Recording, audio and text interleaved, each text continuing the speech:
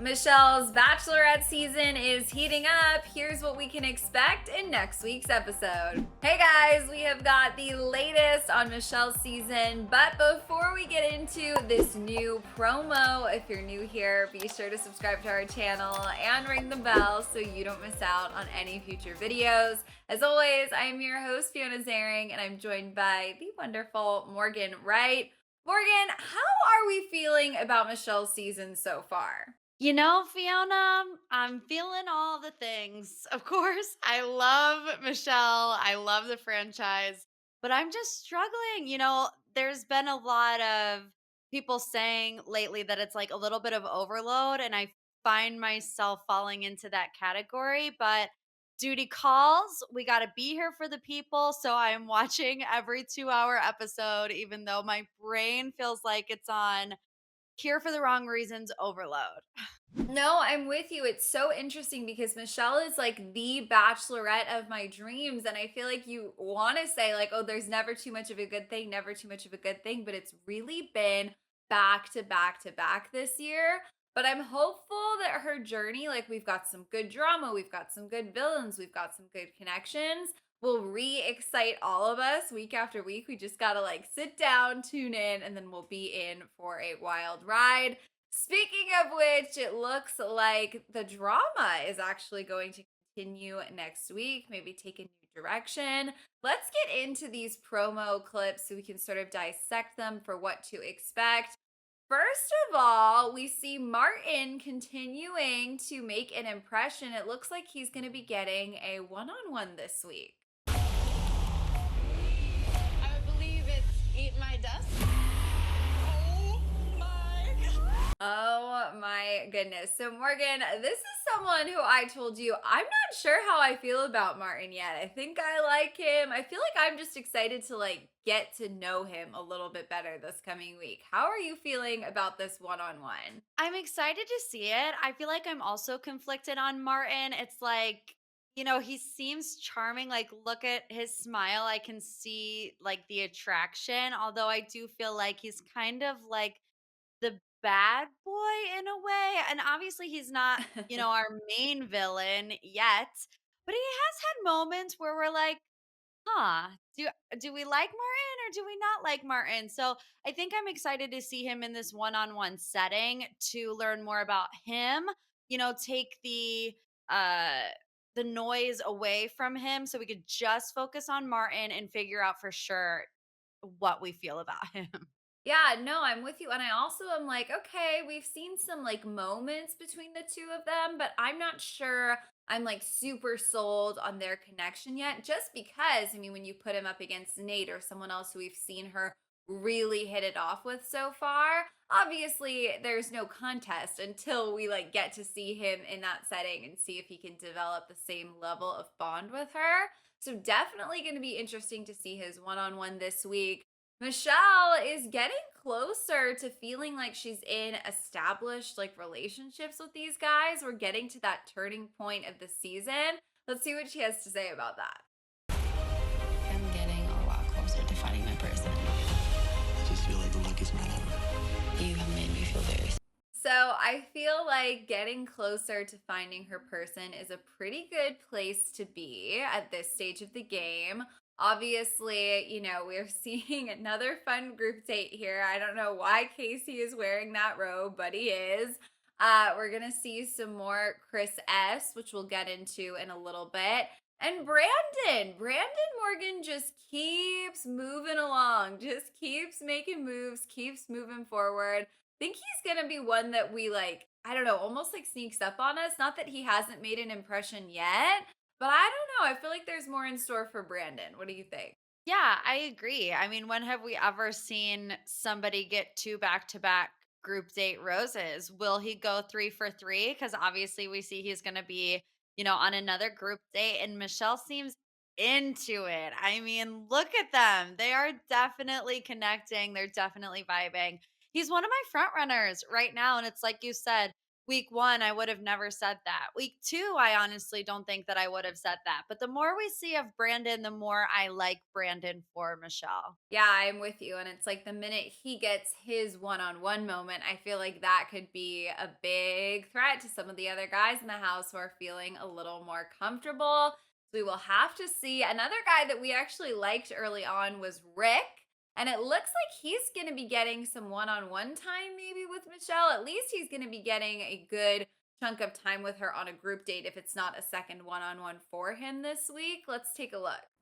My happiness level is at an all-time high. This is the moment that I'm after. I want to be that guy that she leans on. I'm giving every single thing that. So a lot to unpack there, but we saw what looks like Rick and Michelle alone on a date, day portion and night portion. So this could be the first week where we get two one-on-ones, or maybe he's just lucky and he steals a bunch of time on a date. We also saw a very serious moment there from Olu. I think it's going to be interesting to see where their relationship goes this week. Also, I mean, listen, it looks like this really intense moment between him and Brandon. This could be one of those wrestling dates where they're like told they have to intimidate each other, but hey, maybe some more drama is going to pop up. Maybe these two won't be getting along. Looks like there's a lot in store for this episode. Yeah, I definitely think this is a wrestling date because if you peek in the background, that looks like a Bella twin. I believe that's Nikki Bella, who is a WWE diva. So she is very well versed in the wrestling realm. So I think that that probably is what they're doing here on the group date. But they are kind of setting us up for this Olu versus Brandon. And Brandon has gotten a great, character arc so far. So it's like if they're going to put two people up against each other, you don't want to go up against Brandon because he's already so well liked. I'm with you there. Definitely. It feels like that's going to be an interesting matchup, an interesting pairing. And obviously, we'll see if there's actual like beef involved or if they're just like, playing their parts, trying to intimidate each other once the episode comes out. It might be time, wrestling date aside, for a new villain, right? We said goodbye to Jamie. We're going to need someone new to emerge as the enemy the house unites against. And it looks like that might be coming this week. There are guys here that think that they have it in the bag. I think that's My biggest fear is that I could commit to somebody who doesn't. So Chris S. Morgan really sneaking up on us there. I feel like I only know of him because we cover the show so intensely and we've really made it our jobs to pay attention to everyone. Like Chris S. has been kind of under the radar so far. And now he's calling a toast to call some guys out? What are your thoughts on this move from him? Yeah, I mean, it doesn't look good. Chris gives this toast, then the camera cuts to Nayte, who we all have thought is like a major contender, a definite front runner to be Michelle's final rose. And it's like, if you're going to say something about people thinking they have it in the bag and then cutting to Nayte, is he being a little pointed with that? And we do see the two of them explore this argument a little bit further in the next clip, too. Yeah, let's definitely look at that because it seems like the guys are not going to be here for this moment. Nayte, in particular, is going to take charge. But listen, he's been a front runner, and if a front runner gets involved with drama of any kind, that cannot necessarily work in their favor. So I'm a little nervous about this next clip. Let's watch. she feels like she's not appreciated. Princess is a snake. He threw us all under the bus. Who are you to call me into question? There was no reason for any of this. Let's go for a talk, bro. Yeah. Oh, for a talk. I mean, I want to have a lot of faith in Nayte. Like, honestly, he seems like the kind of guy who, I guess let's just put it this way. He's not going to be Peter when he's pulled aside for a talk, right? Like, it feels like he probably is going into this with like good intentions, trying to squash whatever rift is between them. But we all know that no matter what you walk into a conversation with in Bachelorette land, things can go off the rails really quickly. And I would hate to see him potentially muddy his connection with Michelle over Chris S. Yeah, I mean, it just doesn't look good, right? I feel like if I'm Chris, I don't want Nayte looming over my shoulder, giving me the tap to go have a chat. Like if I want anybody pulling me, it's going to be Michelle. So to see the drama unfold between the two of them, I feel like somebody's going to come out of it the winner, somebody's going to come out of it the loser. And if you are Nate, you're a front runner, you certainly don't want to come out the loser because it could, like you said, ruin his chances with Michelle. Yeah, Morgan, I am with you 100%. But separate from Nate, it looks like Chris S may be taking multiple casualties here because if we pay close attention, we hear our next bachelor, Clayton, is also somewhere in the mix. Let's replay that tiny soundbite, you guys. Who are you to call me into question? There was no reason for any of this. So, if you didn't catch that, he says, "Who are you to call me into question?" So, it sounds like, based on what we saw Chris saying in that toast, based on the fact that it's Nate and now Clayton, he's really just putting targets on the backs of the guys who maybe he feels insecure where their connection with Michelle is versus his. What do you make of this, Morgan? Yeah, I mean, it seems kind of strategic. I mean, at least from what we're seeing here, like you said, front runners, heavy hitters, Clayton, Nate. Obviously, we don't know who else he's going to deliberately be speaking about, but it's like you said in the toast, there are some people who think that they have it in the bag, or at least that's what he said. And you have to be in a certain place in your relationship with Michelle to kind of fit that bill. And I think definitely Nate and Clayton are probably two of the people that have the biggest connections with Michelle at this moment.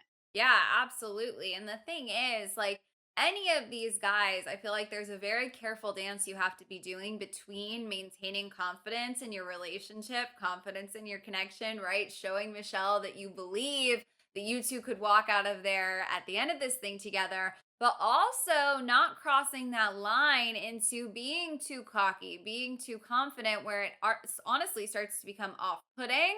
So hopefully nobody falls into the trap and says something they shouldn't hear. We will have to see.